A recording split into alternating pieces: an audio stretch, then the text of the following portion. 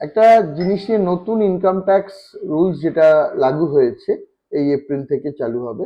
সেখানে একটা খুব ভালো জিনিস আমরা পাচ্ছি। যারা আগে বিদেশে ঘুরতে যেতেন বা বিদেশ থেকে যারা আসতেন থাকতেন, আহ, তাদের দেখা যাচ্ছে তারা যখন সোনা নিয়ে আসতেন, তারা অনেক সময় একটা প্রবলেম ফেস করতো যে আহ, দেখা গেল যে সোনাটা নিয়ে আসছেন সেটার এগেনস্টে এক্সট্রা চার্জ পড়ছে এবং ট্যাক্স মানে কাস্টমস ডিউটি পড়তো। এবং দেখা যাচ্ছে বেশিরভাগ সময় তাদের একটা মানে প্রতিপন্ন হতো যে তারা একটা যেন স্মাগলিং করছে, এরকম একটা ব্যাপার, কিন্তু অ্যাকচুয়ালি তা নয়। অ্যাকচুয়ালি আমাদের দেশের একটা নিয়ম ছিল, যে নিয়মটা হয়তো একটু প্রবলেম, একটা কনফিউশন ক্রিয়েট করতো।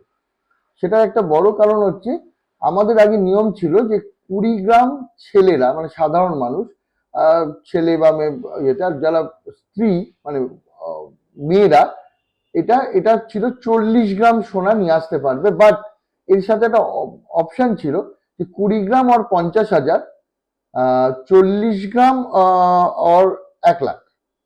তো মুশকিলটা হচ্ছে তখন সোনার দাম অনেক কম ছিল, এই নিয়মটা তখন তৈরি হয়েছিল। ফলে এখন যে সোনার দামটা যেভাবে বেড়ে গেছে, লোকে যখন ওই 20 গ্রাম যদি কেউ সোনা নিয়ে আসে, তার ভ্যালুয়েশন অনেক বেশি, ফলে সেই টাকা ট্যাক্স দিতে হতো। কিন্তু এই ইনকাম ট্যাক্স রুলস যেটা এসছে, ব্যাগেজ রুলস যেটা বলছে, সেটাতে এসছে যেটা, সেটা হচ্ছে আপনার এই টাকার ব্যাপারটা তুলে দেওয়া হয়েছে। এখন আর টাকার ইয়েটা থাকছে না।